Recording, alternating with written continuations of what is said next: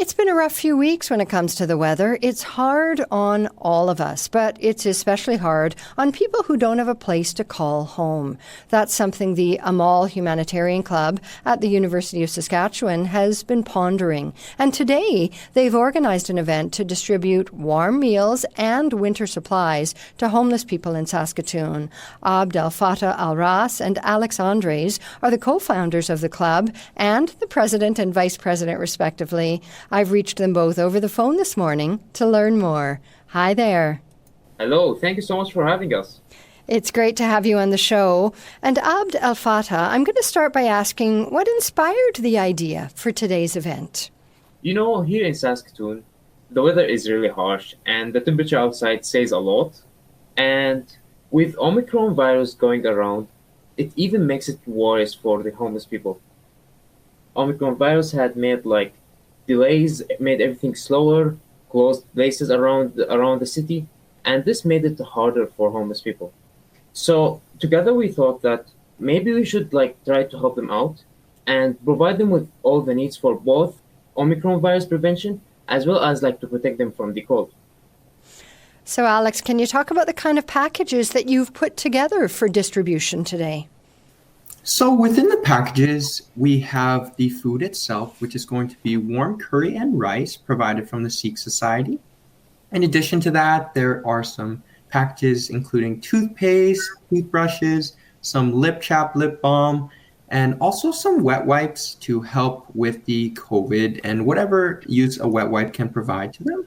In addition to that, we have some supplies to help combat the cold, including winter gloves, thermal winter socks, and also we have some packages such as some Band-Aids and reusable shopping bags, as well as a water bottle there so that they can help on that front as well. Finally, for those who menstruate, we're also providing some menstrual products so that they also have an opportunity to get those essential supplies. It sounds like it's a very practical package on all fronts. Definitely, yeah. We want to give something that can be applicable to a general population so that no matter what they may be needing, they can at least find one thing essential that can benefit their lives. Great.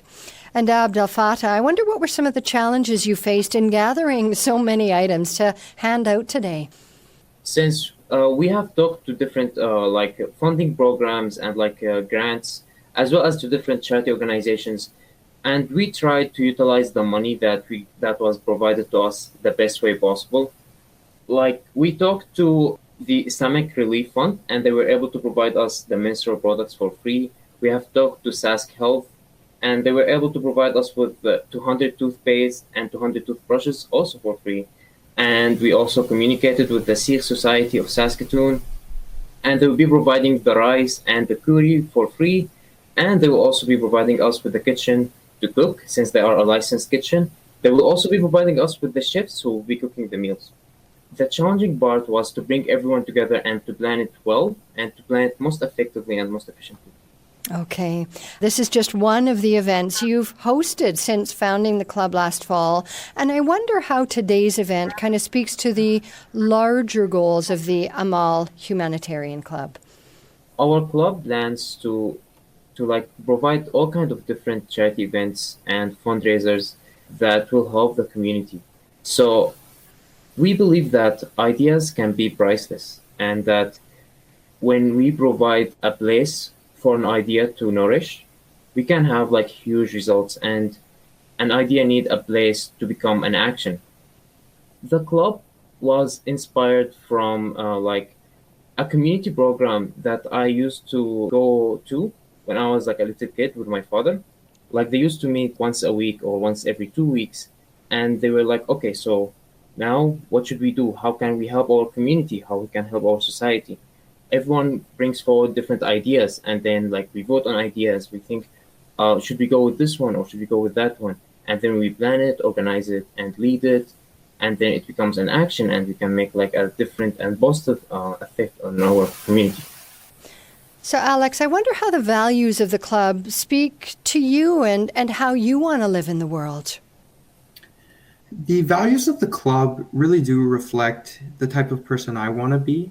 I feel that not only in the initial idea to create the club, in that we wanted to give back to the community and we wanted to be able to leave a positive impact and a legacy for those to do it after us. I feel that in the actual execution of the events that we were running, the planning, and finally seeing some of our events come to fruition, it really gives you a positive feeling within your heart, knowing that you're doing something well.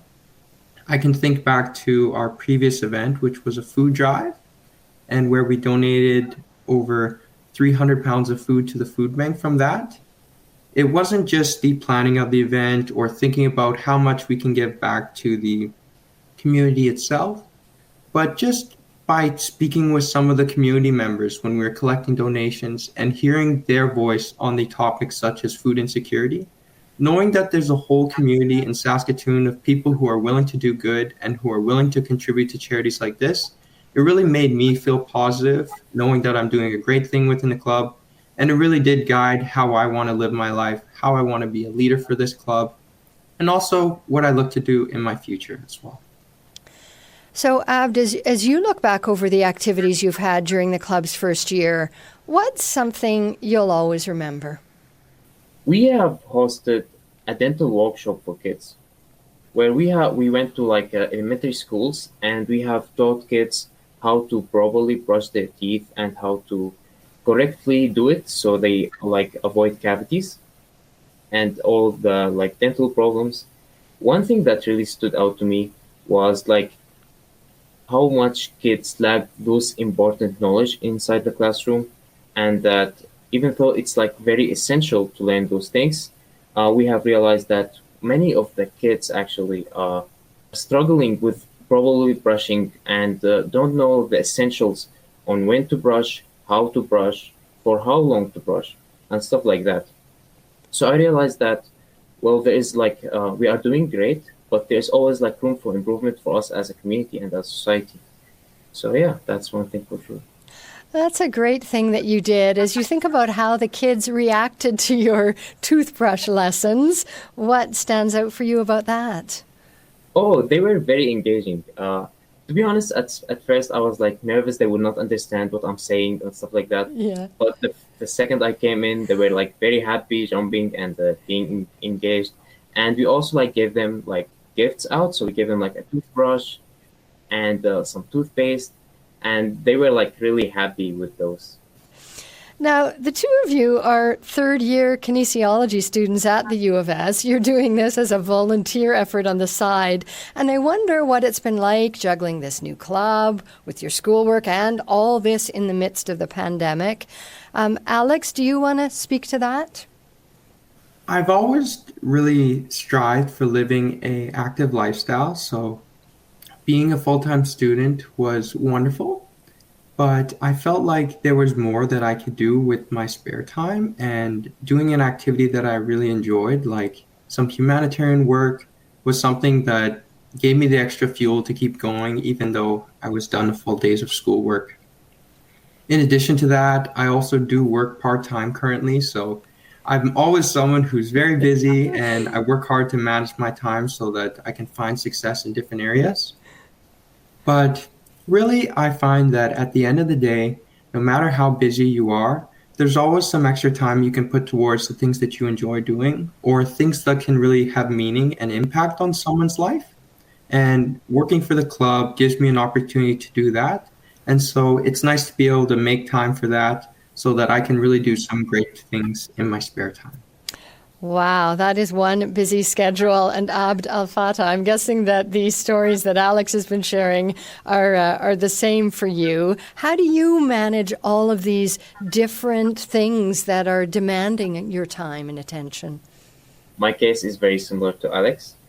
In fact, I also have I'm starting my business with my mother, and this is also taking a lot of my time. However, the key is when you put enough pressure on yourself, you actually adapt to that pressure, and you cut you stop wasting time around, and you kind of focus and be very productive to finish all the necessary tasks that you have to finish. One more point to add to that is that this helped me really improve my leadership skills, because I realized such large events and such large clubs needs distribution of tasks, and it's not like an effort from one individual, but rather it is like an effort of a team. And thankfully, we have like a great team, and like all of them are like very passionate for helping out and very passionate to provide to the community and to help out with all the things with the club. So rather than doing all the tasks ourselves, we are also can assign tasks and kind of like ask for help from different members. So, Alex, today from 11 until 3, you'll be distributing these warm meals and winter supplies. It's going to be a chilly day out there, and I wonder how you're prepping for all that outdoor time. All of our members are making sure that we're all bundled up. We have some hand warmers on site. As well, we have a few vehicles that are there to keep some of our volunteers warm if they need to take a break. In addition to that, there is food warmers and there are heaters nearby so that those volunteering are making sure that they're safe in this cold weather. And finally, we're making sure that the shifts are nice and short just so that volunteers aren't out in the cold too long. And we're constantly monitoring to make sure that not just us, but also the people we're giving food out to are staying warm and ensuring that although today is an exciting day, it's especially a safe day for everyone. Yeah, of course. And Abd, I'd like to close by asking you, what will success look like for you? Success will look like helping all the people and all the homeless people, being able to distribute all the supplies that we were able to gather, seeing people smile, even though it's like a difficult time with Omicron virus and with the harsh weather. Just like seeing people being happy, helping them out through those difficult times. This is definitely would be more than enough for me. Definitely, I'll be looking forward to hopefully in the future even plan more events that will help out the homeless community and other communities as well. It's been great meeting you both today, and I wish you all the best in your endeavors. Take care. Thank you. Thank you. Take care. Abd Alfatah Alras is the president of the Amal Humanitarian Club at the University of Saskatchewan. Alex Andres is the club's vice president. Today, from 11 until 3, they'll be handing out winter supplies and warm meals to homeless people in front of the Affinity Credit Union on 22nd Street West in Saskatoon. You can learn more about their efforts by checking out their Instagram page. It's the.amal, AMAL.club.